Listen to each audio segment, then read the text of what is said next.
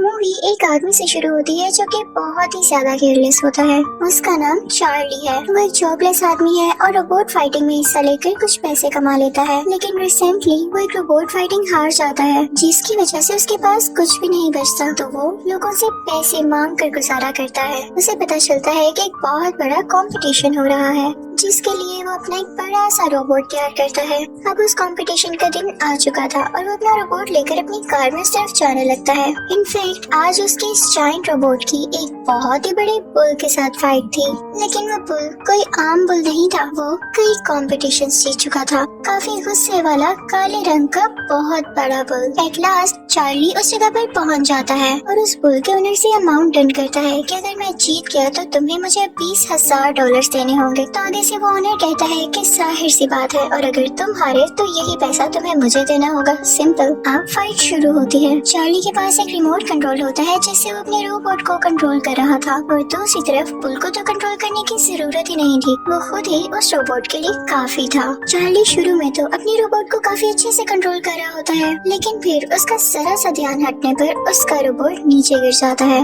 Bull उसके robot को काफी बुरी तरह से जख्मी कर चुका था। अब चार्ली को टेंशन होने लगती है कि मेरा रोबोट अब कैसे खेलेगा। तो वो उस आदमी से कहता है कि ये मैच दोबारा स्टार्ट करते हैं। तो वो आदमी कहता है कि ना, अब तुम्हारा रोबोट कूड़े में जाएगा। और यही होता है। उसका इतना जायंट बुल उस रोबोट का कुछ नहीं छोड़ता। वो उसके टुकड़े टुकड़े कर देता है। जाहिर सी बात है, चार्ली अब मैच हार चुका था और उसे वादे के मुताबिक अब $20,000 उसी बुल के ओनर को देने थे। उसके पास तो जरा भी पैसे नहीं थे, तो वो घबरा जाता है और वहाँ से भागने लगता है। वो एक जगह पर छुप जाता है। तभी वहाँ पर दो लोग आते हैं और उसे बताते हैं कि जिस औरत के साथ तुम 10 साल पहले रहते थे उसकी डेथ हो चुकी है, और अब तुम्हारा एक बेटा भी है जो कि 10 साल का है, और वो अब अकेला है क्योंकि उसकी माँ अब इस दुनिया में नहीं रही। तो उसकी आंट यानी खाला उसे अपने पास रखना चाहती है। अब ये फैसला कोर्ट तुम्हारी इजाजत के बगैर तो नहीं लेने वाली। अब तुम आकर ये बताओ कि क्या तुम्हें अपने बेटे को अपने पास रखना है या तुम अलाउ कर दोगे उसकी आंट को। चार्ली तो पहले ही वहाँ से भागना चाहता था, तो वो फौरन से वहाँ से कोर्ट चला जाता है, जहाँ पर उस बच्चे की आंट कोर्ट में कह रही होती है कि मैं बहुत ज्यादा अमीर हूँ, मैं इस बच्चे का ख्याल अच्छे से रख सकती हूँ, ये जो मांगेगा मैं इसे दूंगी। और फिर वो जाकर चार्ली से रिक्वेस्ट करती है। चार्ली को तो कोई फर्क नहीं पड़ता था कि उसका बेटा जिस मर्जी के पास जाए, क्योंकि उससे कभी मिला जो नहीं था और वो इजाजत देने भी वाला था। लेकिन तभी उसे एक आइडिया आता है। वो कहता है कि मैं ऐसे शो करूंगा जैसे मैं अपने बेटे को उसकी आंट के पास नहीं भेजना चाहता,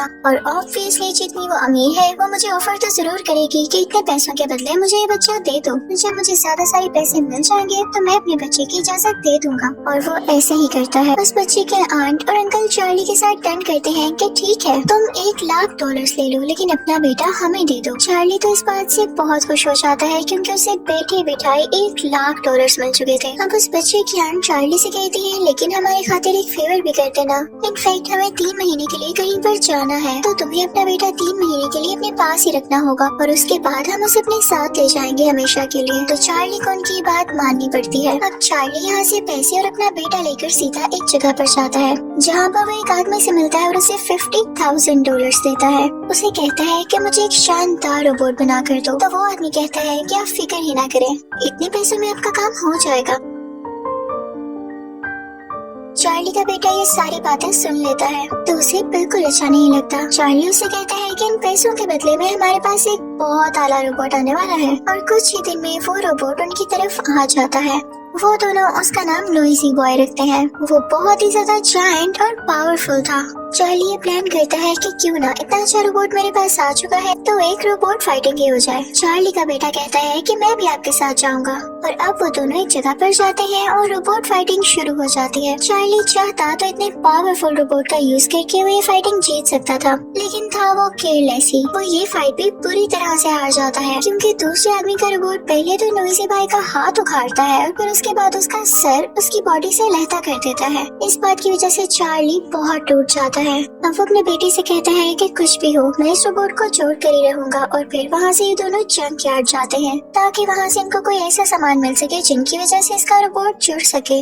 वहाँ पर बहुत ज्यादा बारिश हो रही होती है और ये लोग उसके स्पेयर पार्ट्स ढूंढ रहे होते हैं, लेकिन तभी उस बच्चे का पाँव स्लिप होता है और वो नीचे गिरने लगता है। चार्ली फौरन से उसे बचा लेता है। जब वो बच्चा देखता है कि उसका पाँव किस चीज से स्लिप हुआ तो उसे एक अजीब सी चीज दिखाई देती है। वो किसी पुराने रोबोट का हाथ था। वो अपने फादर से कहता है कि हम इसको बाहर निकालते हैं, लेकिन चार्ली कहता है कि हमारे पास इसके लिए वक्त नहीं और बारिश भी हो रही है। लेकिन वो बच्चा कहता है कि ठीक है, मैं खुद ही इसको निकाल लूंगा। उसके बाद वो दोनों चार्ली के एक दोस्त के पास आते हैं जो कि रोबोट्स के बारे में थोड़ी बहुत नॉलेज रखती थी। चार्ली अपने दोस्त से कहता है कि मेरा बेटा एक रोबोट लाया है, पता नहीं जंकयार्ड से कौन सा पुराना सा रोबोट उठा लाया है। तो चार्ली का बेटा कहता है कि आप इसको एक बार देखें तो सही, ये बिल्कुल ठीक है। अब चार्ली की दोस्त उसे और ठीक कर देती है जिससे वो बिल्कुल एक्टिव हो जाता है। उस रोबोट का नाम एटम था। वो बहुत ज्यादा स्ट्रॉन्ग था और अनएक्सपेक्टेडली ये किसी को भी नहीं पता था। चार्ली भी ये देख के खुश हो जाता है तो अपने बेटे से कहता है कि हम इसे कंपटीशन में लेकर जाएंगे, एक बहुत बड़ी कंपटीशन में जिसमें दुनिया का सबसे ज्यादा स्ट्रॉन्ग रोबोट है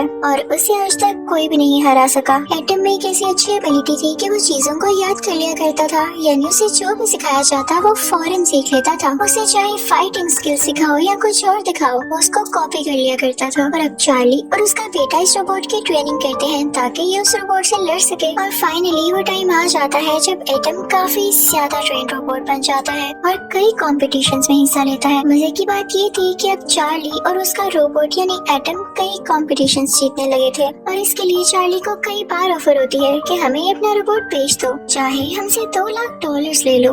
लेकिन चार्ली का बेटा इस बात पर एग्री नहीं होता था। वो कहता था कि हम और फाइट्स करेंगे और अपने रोबोट्स को ट्रेन करके बहुत बड़ा कंपटीशन लड़ेंगे। और जो साथ साथ कॉम्पिटिशन्स हो रहे हैं इसकी वजह से एटम की काफी अच्छी ट्रेनिंग भी हो रही है। और आज तो एटम का एक और स्ट्रॉन्ग रोबोट से मैच था और अब ये फाइट शुरू हो जाती है। चार्ली के बेटे ने उसे डांस करना भी सिखाया था और वो डांस करते हुए बैटल में एंटर होता है। उसका सामना एक 2 सिर वाले रोबोट से होता है जो आते ही उस पे काफी भारी पड़ता है और वो दोनों लड़ने लगते हैं। एटम भी बार बार उस पर अटैक कर रहा था और वो स्ट्रॉन्ग रोबोट भी। वो दोनों एक दूसरे को बहुत पंचेस मारते हैं। ऐसे लग रहा था जैसे वो स्ट्रॉन्ग रोबोट जीत जाएगा, लेकिन एट लास्ट एटम जीत जाता है जिसकी वजह से चार्ली को बहुत खुशी होती है। चार्ली उन लोगों से काफी ज्यादा पैसे लेता है। वो वहाँ से जाने ही वाला होता है कि तभी उसका पुराना राइवल आ जाता है, वही आदमी जिसके बुल ने चार्ली के रोबोट को हरा दिया था और चार्ली ने उसके $20,000 देने थे। वो लोग चार्ली से उसके सारे पैसे छीन लेते हैं और ये सब कुछ चार्ली का बेटा भी देख रहा होता है। चार्ली काफी डिसहार्ट हो जाता है और अपने बेटे से कहता है कि इसमें कोई फ्यूचर नहीं, मैं तुम्हें नहीं पाल सकता, मेरे पास अब कोई पैसा नहीं बचा। और अब उस बच्चे के आंट और अंकल भी आ चुके थे तो चार्ली उससे कहता है कि आओ मैं तुम्हें तुम्हारी आंट के पास छोड़ रहा हूँ। तो वो बच्चा कहता है कि नहीं, मुझे आपके साथ रहना है। वो जबरदस्ती अपने बेटे को उसकी आंट को दे देता है और वापस आ जाता है। उसकी दोस्त उससे पूछती है कि तुम्हारा बेटा कहाँ है, तो वो कहता है कि मैंने दे दिया उसको उसकी आंट को, मुझे ऐसा करना ही था, वैसे भी मैं उसका ठीक से ख्याल नहीं रख पा रहा था। तो उसकी दोस्त कहती है कि चार्ली तुम होश में तो हो, वो तुम्हारा बेटा है, जब वो तुम्हारे साथ रहना चाहता है तो तुम्हें क्या मसला है, तुम फौरन उसके पास वापस जाओ। तो चार्ली को ऐसा करना पड़ता है। चार्ली को एहसास हो चुका था कि उसका बेटा ही था जिसने एटम को इतनी टेक्निक सिखाई। तो वो अपने बेटे के पास जाता है और उससे कहता है कि बेटे हमारा मैच आज ज़ीउस के साथ है, यानी वही स्ट्रॉन्गेस्ट रोबोट जिसको आज तक कोई नहीं हरा सका, और हमें एटम को ट्रेन भी तो करना है। तो उसका बेटा खुशी खुशी उसके साथ आ जाता है और उसकी आंट भी उसे कुछ नहीं कहती बल्कि वो हैप्पीली इजाजत दे देती है। तो अब वो दिन आ चुका है जब ज़ीउस और एटम की फाइटिंग है। सब लोग काफी एक्साइटेड होते हैं क्योंकि पिछले कई मैचेस एटम जीत रहा था और आज जिसके साथ उसका मैच था वो ज़ीउस था, यानी दुनिया का सबसे स्ट्रॉन्ग रोबोट। कई लोग उस पर बेट लगाते हैं। वहाँ पर वो आदमी भी आया था जिसका पुल था। वो कहता है कि एटम हार जाएगा, तो वो भी कई ज्यादा पैसों के बेट लगाता है जो कि उसके मुताबिक उसको वापस मिलने वाले थे। लेकिन किसी को क्या पता कि आगे क्या होता है। तो अब एंट्री होती है ज़ीउस की, जो कि काफी खौफनाक एंट्री थी। मैच शुरू होने वाला था। चार्ली और उसका बेटा एक बार तो ज़ीउस को देख के घबरा जाते हैं, लेकिन चार्ली अपने बेटे से कहता है कि हमें कुछ भी करके जीतना होगा, हम ये कर सकते हैं। उनको बताया जाता है कि इनकी फाइट के 5 राउंड्स होंगे। तो पहला राउंड होता है शुरू। ये राउंड शुरू होते ही ज़ीउस फौरन से एटम को एक पंच दे मारता है। एटम बेचारा यहाँ गिर जाता है, लेकिन ज़ीउस उसे पंच मारे ही जाता है। ज़ीउस उसे मौका ही नहीं दे रहा था कि वो भी कुछ कर पाता। तो यहाँ पर एटम काफी वीक हो जाता है। अब ज़ीउस उसके हेड पर शॉट मारता है, यानी उसके सर पर पंच करता है, जिससे बेचारा एटम नीचे गिर जाता है और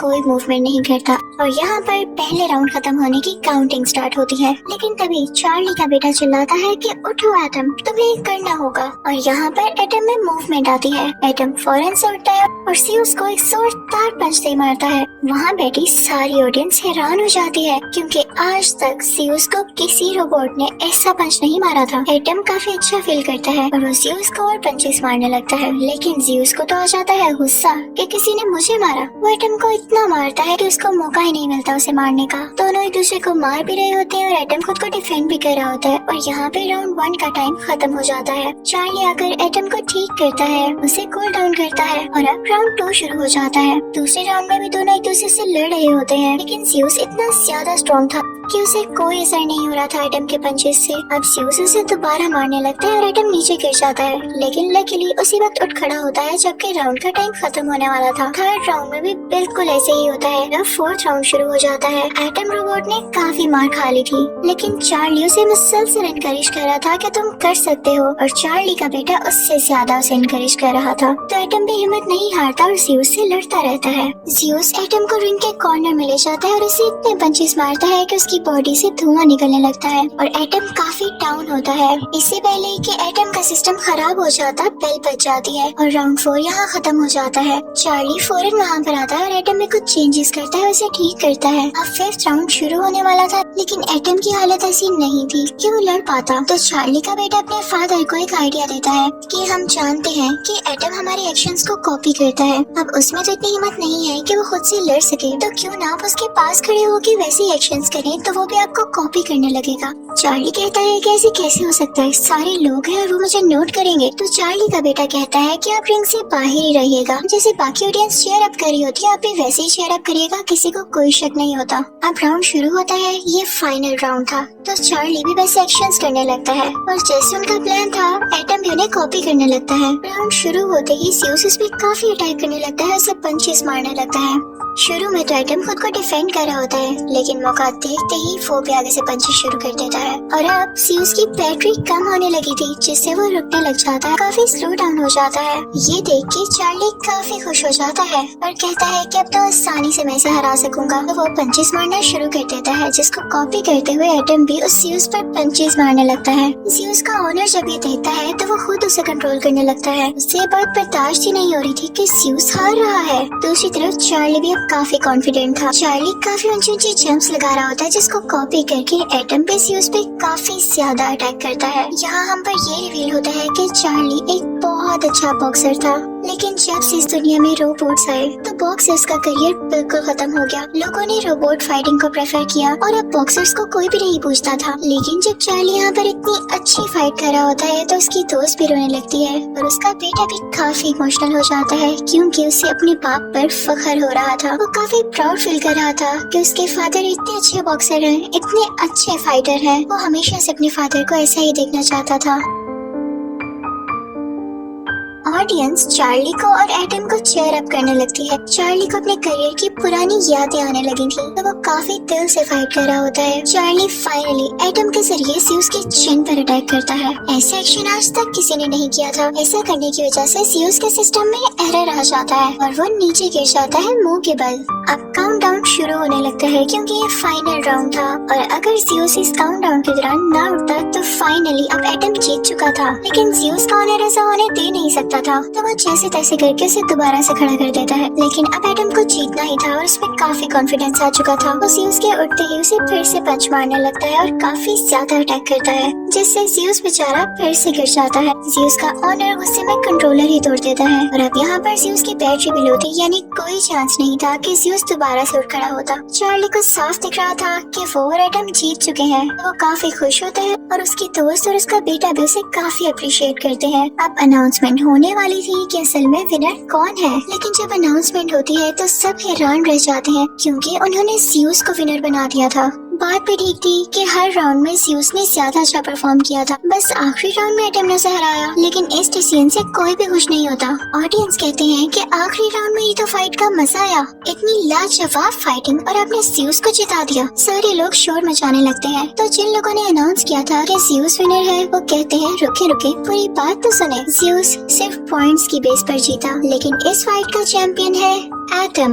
वहाँ पर एटम को चैंपियन का टाइटल दिया जाता है। चार्ली को बहुत सारे पैसे मिलते हैं और काफी ज्यादा अप्रिसिएशन भी। जियो सब खत्म हो चुका था, इसलिए उसे विनर बनाने का कोई फायदा भी न होना था और सब लोग काफी खुश होने लगते हैं और चार्ली खुशी में अपने बेटे को गले से लगा लेता है। चार्ली का बेटा अपने डैड से कहता है कि मुझे आप पे प्राउड है और चार्ली भी अपने बेटे से कहता है कि मुझे तुमसे बहुत प्यार है। मुझे जो पैसे मिले हैं मैं तुम्हारी आंट को वापस करके तुम्हें अपने पास ले आऊंगा। मैं अब तुम्हें दूर नहीं जाने दूंगा। तो चार्ली का बेटा कहता है कि मुझे भी आप जैसा बनना है और यहाँ पर ये मूवी हैप्पीली एंड हो जाती है। Thank you so much for watching.